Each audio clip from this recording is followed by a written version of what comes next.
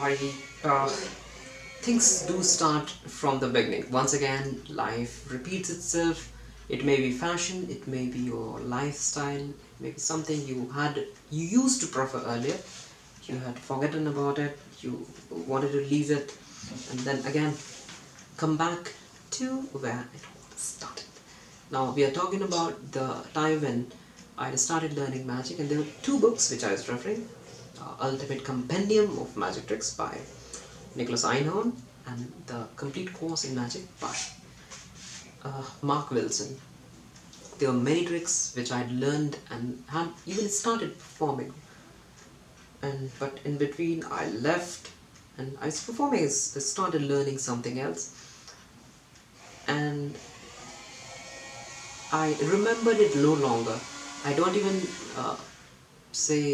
recall those tricks when someone says, "Why don't you show something?" Seriously, that is the problem with the tricks. If you do not have it listed on your hand, or you do not perform it much, so you'll seriously forget about it, and there's not much scope in which you can develop your routine or pattern as you grow, because learning new things doesn't necessarily makes you something better.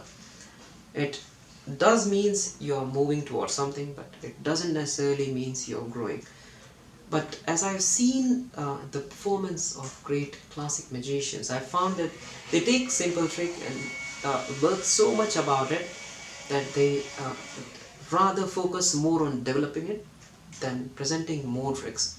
The tricks can be strong only if you make it. So now, as I am developing the tricks, I rather prefer on developing it in a manner which has the maximum impact on the audience, rather than showing them the maximum tricks.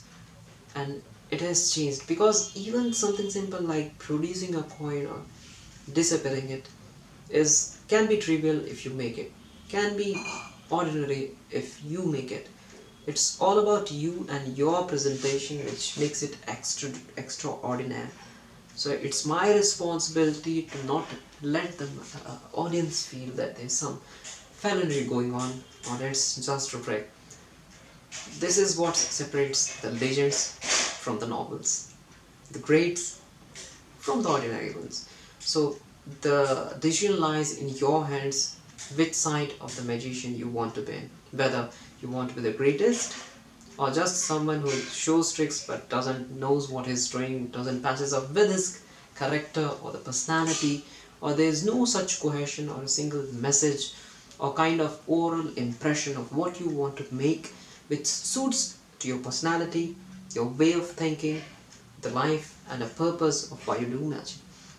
So these all are the things which needs to be taken care. I'm quite glad that at least I'm working to that direction. So these days I am looking and referring to my old books where I learned something and try to recall how to fit it into my routine in the best, strongest way possible. And that's how I'm quite sure I will be able to come up with something which is really, really interesting. So that is all from my side today. There you go. Bye. Take care.